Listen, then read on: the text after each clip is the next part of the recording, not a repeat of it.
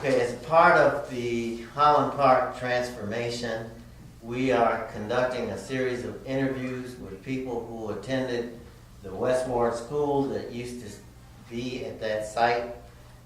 And these interviews will be used later to inform people of what used to be on that special place. So to get started, Floyd, why don't you just tell us your name and what years you went to West Ward, roughly speaking.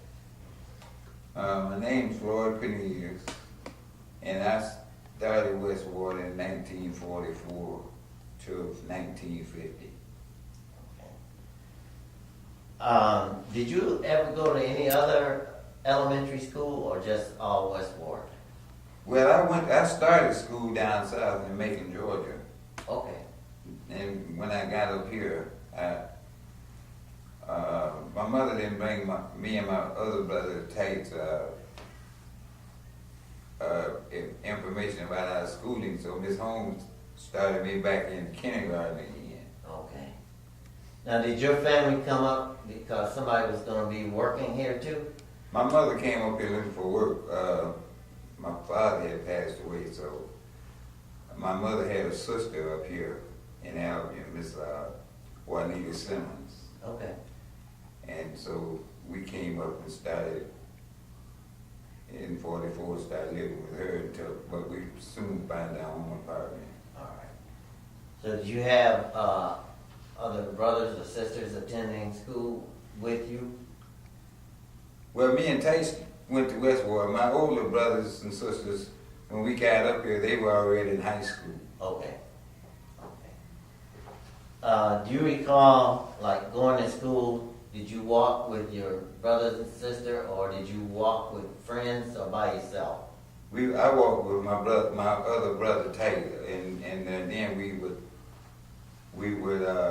meet up with friends as we passed their areas. Yeah, okay. All right, what I'd like for you to do is tell me what a normal day at West Ward was like for you, just a routine day. Can you just walk me through your day? Yeah, well, the mornings we got up to go to school, we would walk up Austin Avenue. We lived down on Austin Avenue by, right across the street from that Russian church. Yeah. So we walked up Austin Avenue to the Albion Street, and kids that lived in the trailer camp. Right. We would meet up with them, and we would all walk to West Ward. And by me starting kindergarten, I was in Miss Biggs' class, so my brother was like in 3rd or 4th grade. So we would split up, and I would go to kindergarten and meet up with all your sisters and the rest of the kindergartners. Yeah. And that was about it, other than going up with recess. Oh, let's talk about recess. What was that like? That was fun. We would go out for recess, play on the merry-go-rounds and the sliding boards, swings, and back to the classrooms. Okay. So who were all of your teachers throughout the years? Okay, in kindergarten, Miss Biggs. Kindergarten, 1st grade, Miss Biggs. 2nd grade was Miss Mattie Vest. And then I don't know if we had 3rd grade in her classroom or not, but I know 4th and 5th grade was Miss Ferguson. 6th grade was Miss Holmes. Okay. Do you remember any special activities that took place in any of your classes that stand out, either because they were fun or challenging?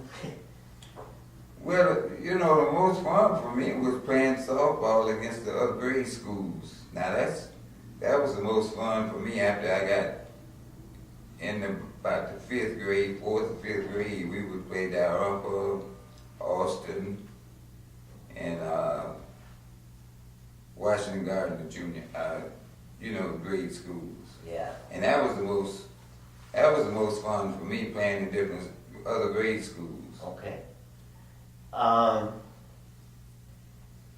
What kind of discipline did you see taking place in the school, if any? Oh, it was a lot of discipline. Miss Holmes and Miss Ferguson, you know, they had a leather strap. If you got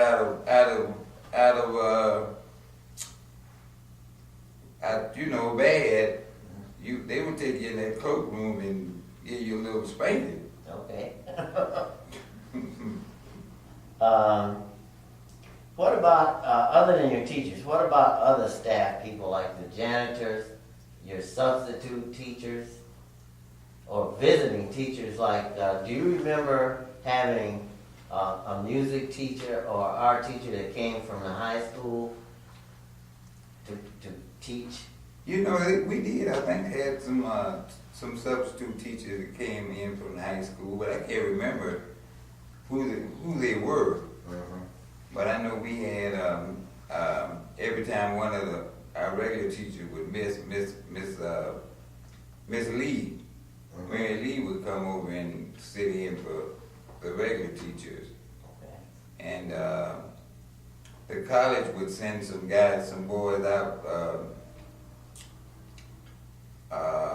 to help us with different sports like you know, playing basketball, football, and softball. Ralph Balky, he would come over and, you know, learn us different sports. Okay. Speaking of the college, do you recall going up there for some activities, or to a fraternity house, or any kind of program on the campus? Yeah, they would have programs like for Halloween. You know, we would go up to the college, some of the fraternity houses to have donuts and cider, stuff like that. And I used to always, by me being athletically inclined, I would go to just about all the Alvin College's basketball and football games every Saturday. Who did you go with? Well, after I was big enough to go, well, my brother Tillman and Tate used to take me when I was, you know, too small to go by myself. But after I got 5th and 6th grade, I go on my own. Yeah. Okay. Did you have any contact with your teachers or the janitor or anybody outside of school? Well, I had a lot of contact with Mr. Sweet because he was our barber too. So we would, you know, anytime that we need, if the teacher needed something from the basement, she would always like send me down to get Mr. Sweet or something. But that was the only kind of contact I had other than him being my barber. And he had his barber down on Cass Street in his house? Right next to where he used to. Yeah, with a Coke machine in the back? Right. Yeah, okay.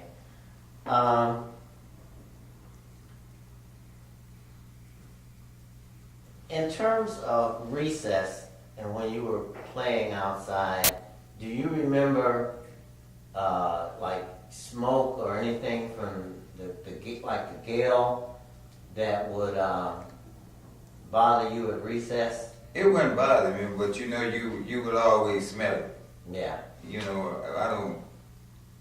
And then, well, you know, anybody living on that side of town could always smell the smell of it, but it didn't never bother you. Yeah.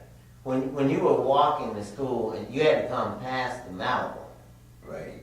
did you? What was the air like there? Do you remember having to cover your eyes or anything? But sometimes it all depends. Well, sometimes you could go by there and you had to cover your face, and then if I guess at a certain time when they done something that it sent up a big old mound of smoke or something, you could feel particles hitting your face, but it didn't. And you know, we would cover it up. Yeah. Okay. Because I can remember cinders coming down having to Yeah. shield my eyes. Right. Yeah. Okay.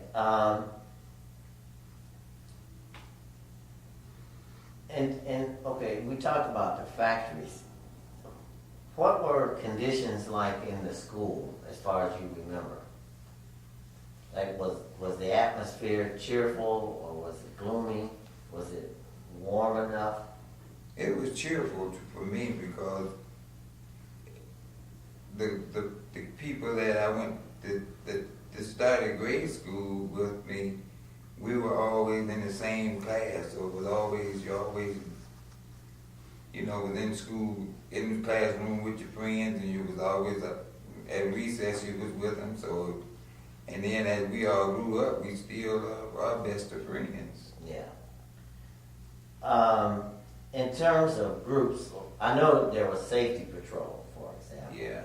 Were there any other kind of groups or clubs or anything organized through the school? Or? No. The only groups we had was like Cub Scouts and then Boy Scouts. Okay. Do you remember, other than playing softball against the other schools, do you remember any kind of activities where the kids at West Ward were involved with students from other elementary schools? No, I don't remember any, other than when we on every Saturday morning we would have like the school would be open for open basketball. Just playing. You could go up and play basketball every Saturday morning.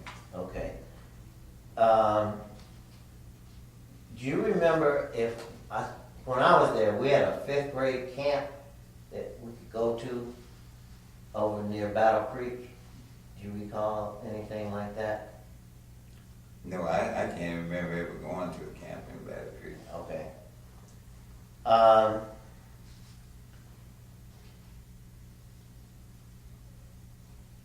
Let's talk about food. What do you remember about lunch at school? Did you eat lunch at school? Did you eat any meals at school, or did you go home for lunch? Yeah, we always went home for lunch. I never remember eating. Well, we get milk at school or something, those little things of milk, but that was about all I ever remember eating at school. Okay. Do you remember any kind of nutrition break where you would get like orange, some kind of juice? Well, we used to get, the last meeting we had up here, I couldn't remember eating, but and somebody brought up something about figs. I remember getting some figs and and juice. Yeah, and juice, like something like that, but that was it. Yeah, okay. All right, I was talking to my sister, and she was telling me that when we were little, and I remember it now, do you recall hearing any scary stories about the one I remember was one about an old lady and some pigs, and if we got caught at West Ward, like after sundown, she would chase us away. Do you remember any scary stories like that? Nope. Okay. All right, in the basement, do you remember having to go into the basement to get anything? Mm-hmm. What was it down there? Well, it was scary. Well, it was scary to me because Miss Ferguson, Miss Holmes used to always send me down there to get something. Can't remember what I would be sent to get, but I know after Mr. Sweet died, I was scared. I would be so scared to go in that basement. Yeah. Because that's where he would always be. Right. And I knew when I would go down there, I would always leave that door open because you had to go down from the outside. Right. And I would leave that door open because if I heard anything move, I would shoot up out of there. Yeah. Okay, do you remember who replaced Mr. Sweet as the janitor for the building? I don't know if Mr. Hall replaced him or not, but cause all the while I was there was Mr. Sweet. Okay.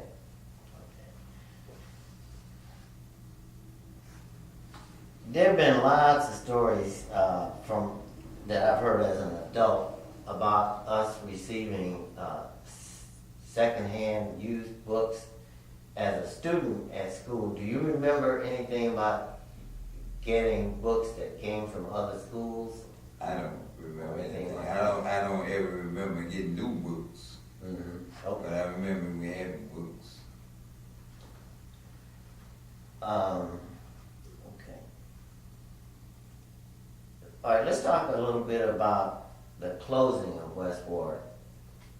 First of all, do you remember anything about the closing of the school or what led up to it? I don't remember anything about the closing of it. I remember when it closed, but I don't know if didn't remember anything about why it was closing or didn't pay any attention to it. Mm-hmm. And you don't recall hearing anything about people saying they were going to keep their kids home and not let them go to school anymore? Yeah, well, during the time I was going there, it was a lot of kids that lived on the north side of town didn't let their kids come to West Ward. Miss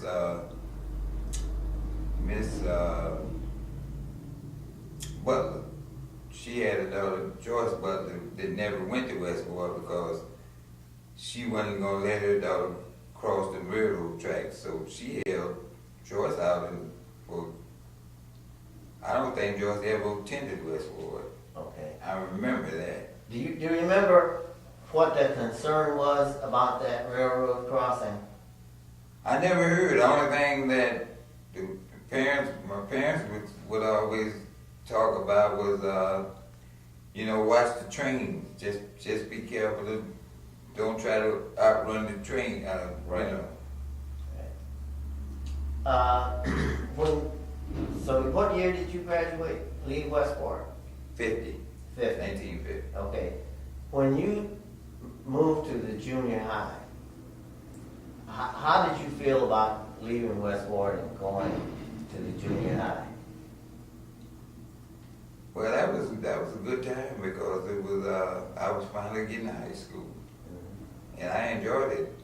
Well, see, now we had moved in. I didn't live on Austin Avenue then. I had moved down on Cass Street at Mr. Watts' house almost down to Gale Street. Mm-hmm. Yeah. So it was fun walking in to the junior high. To the junior high. Yeah. From there. And in your classes up there, you felt comfortable? Oh yeah. The fact that I'm gonna guess, but you can correct me, that since you played baseball, softball with the other schools, you knew a lot of people when you got to junior high, right? Right, from the other schools, yeah. Yeah. I had some good friends from the other schools. Because then I met up with Sonny Snyder and he always played Boston and Gerald Kyer. A lot of the guys that we all grew up to be good friends.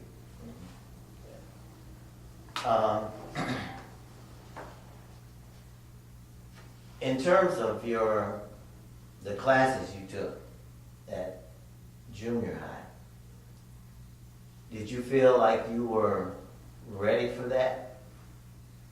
Yeah, I mean, in pretty terms much. of your preparation? Yeah, well, we were pretty well ready for, junior high school. Most of us was. The ones that didn't graduate, they dropped out of school. So most of us that came from Westport, all of us graduated.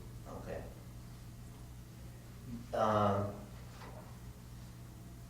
So what did you do after graduate from high school?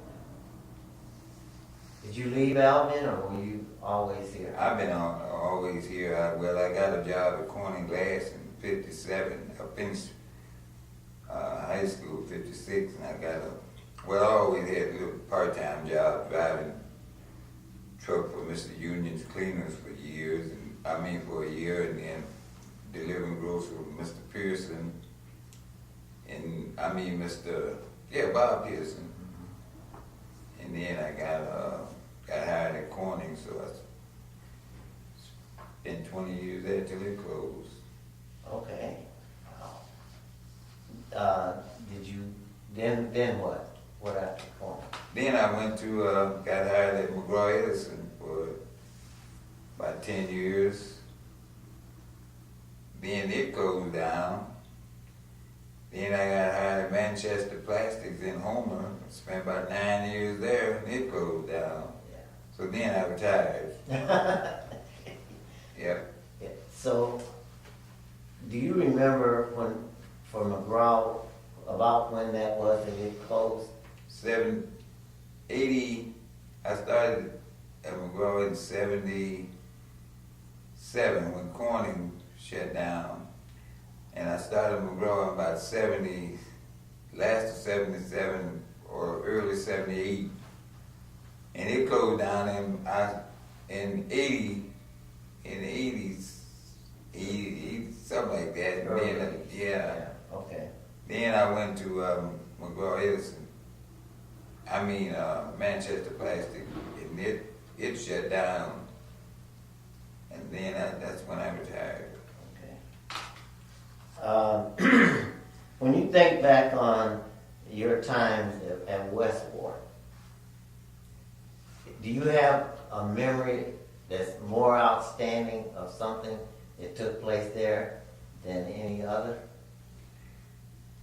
Well, I was always in sports, but I really enjoyed the time playing against other schools. Dalrymple and Austin and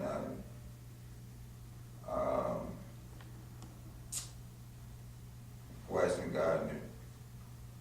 And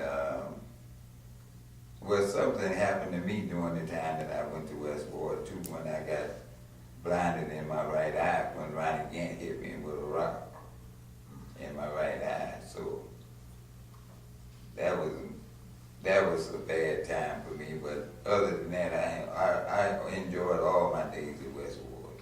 Okay. Well, good. I want to thank you for coming in.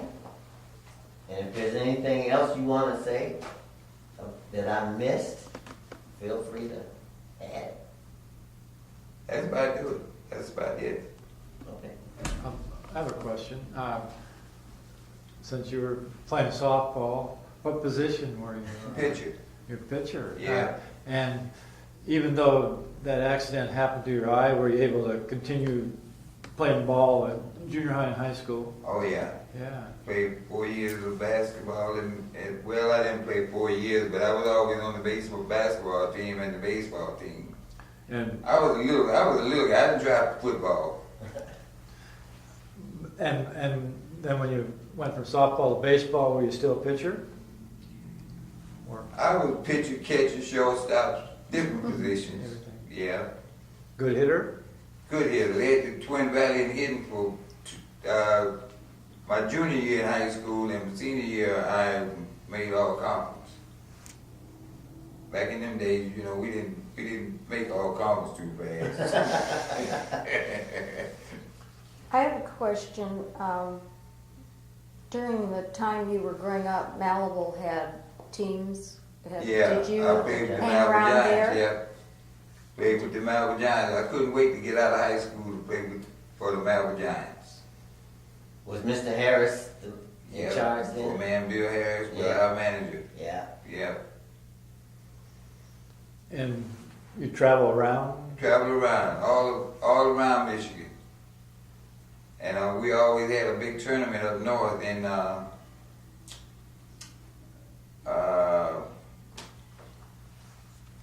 around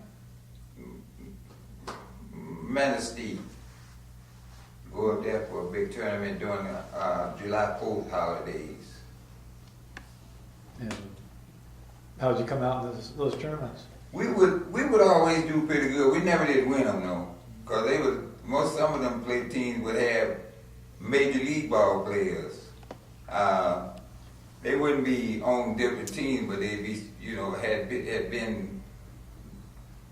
been in major leagues, and we would always get up there and do pretty good, win a couple games, but we would never win the finals. And when you were at West Ward and playing the other schools, how did West Ward do in those games? We won I think every championship. It was some teams who would beat us, but we would always get them in tournaments. Yeah, Austin had a good team.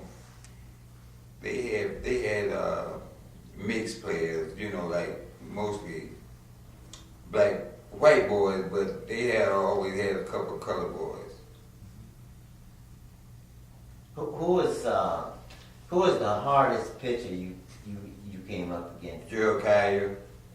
Yeah. He was real good, but we could always beat him. And then Don Campbell for Dalrymple, he was pretty good. Yeah. But we had some hitters. Jimmy Hatch was that was back in his heyday, and he was ended up getting drafted by the St. Louis Cardinals. And me and my brother, we were good ball players. Me and my brother Tillman and Tay, we could hang. Yeah.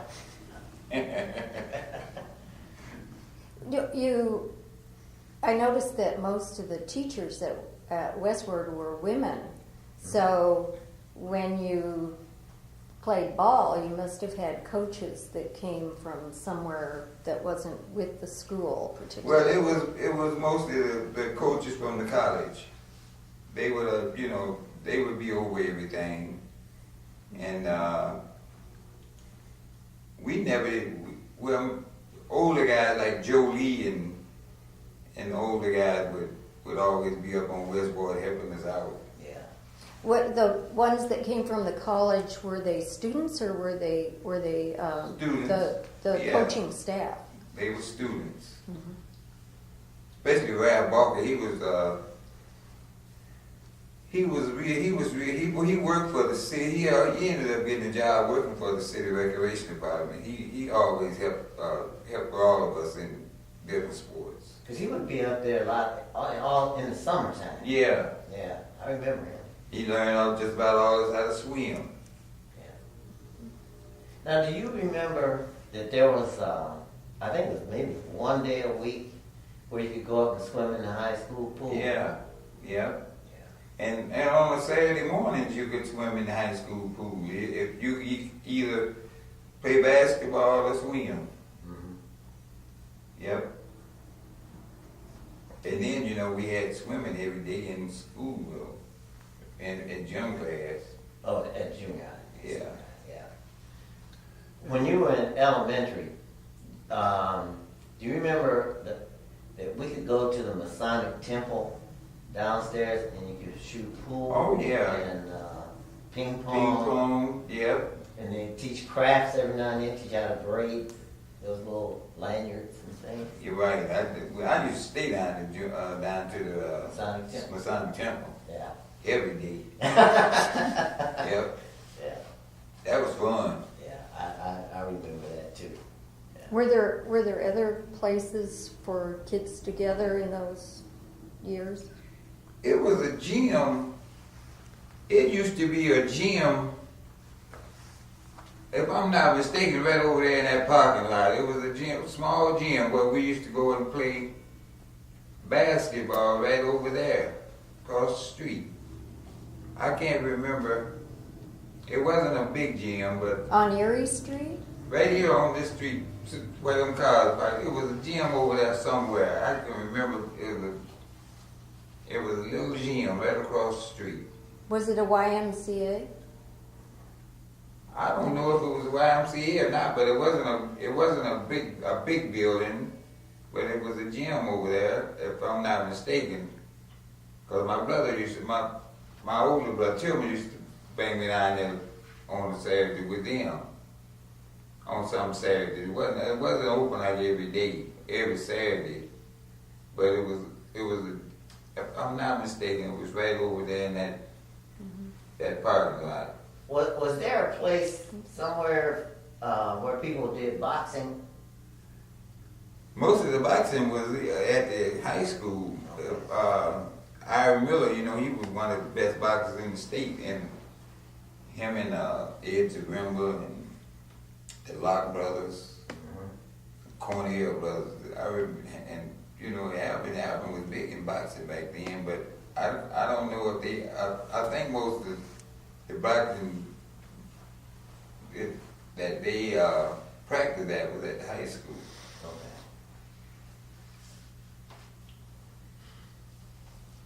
We used, you know, they'd have the fights here back when Ira was fighting boxing, and we would always be up there to watch him fight.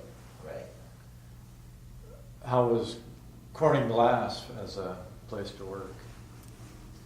Corning was a real good place for me because I had a good job.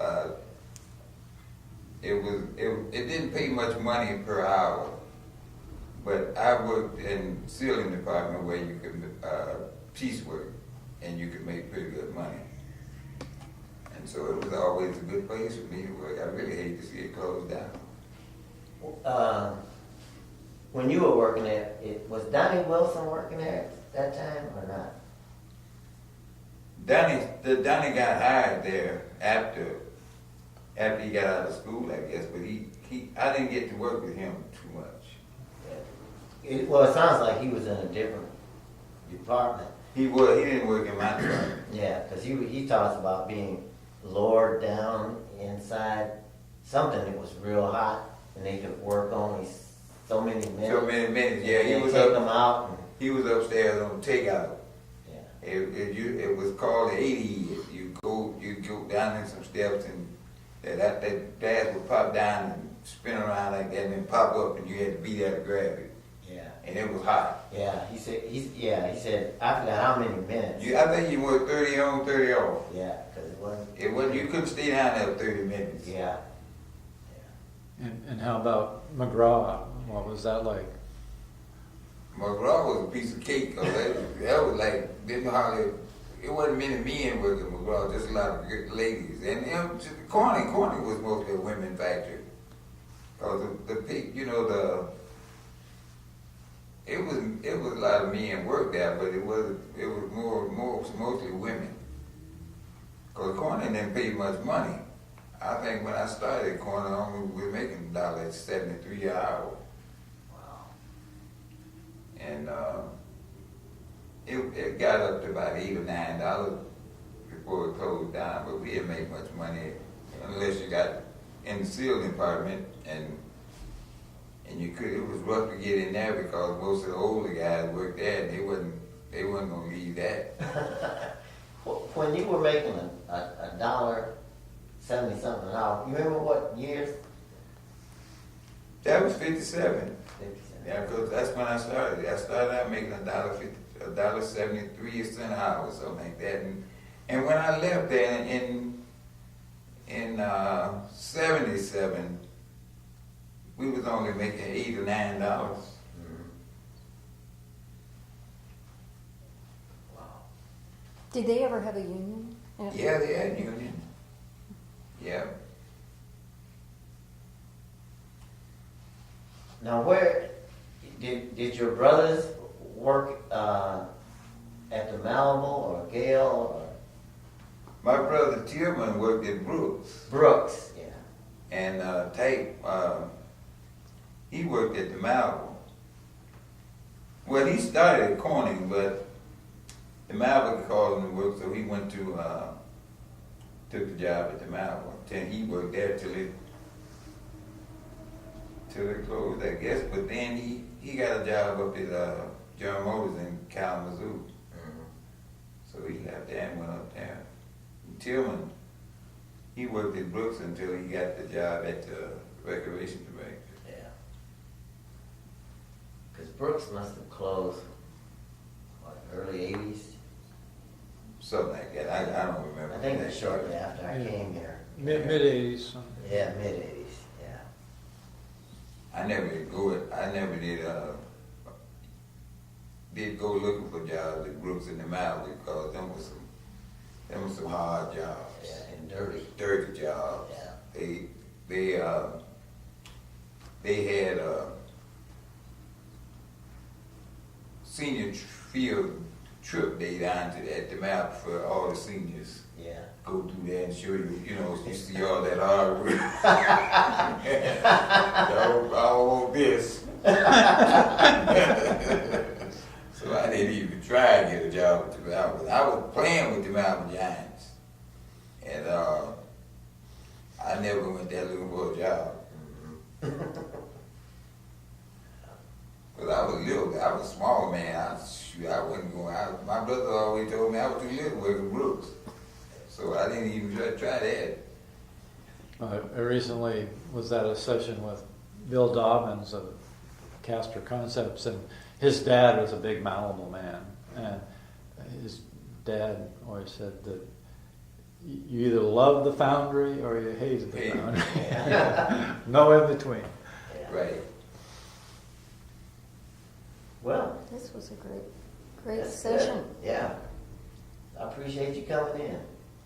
Yeah, well, it was fun to talk about the old days back in Westport. Me and the guys get together now and talk about Westport. Yeah.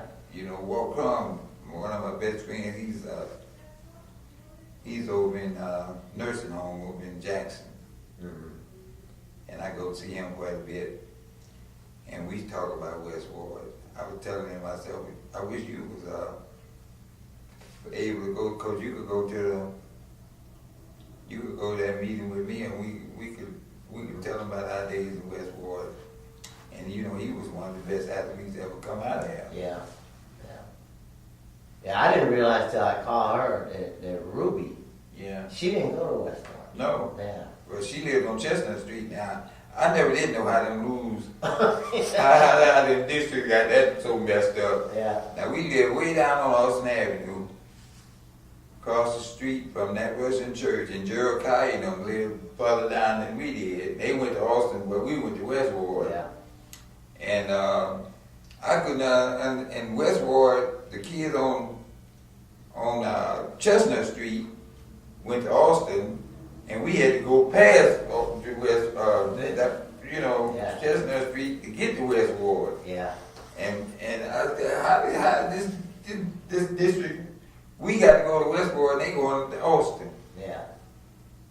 And a lot of kids that live across the street from Westport, well, it was white kids. They went to down upper and they was right across the street from Westport. Yeah. But that was back in the 50s, so Yeah. it's back. That was common.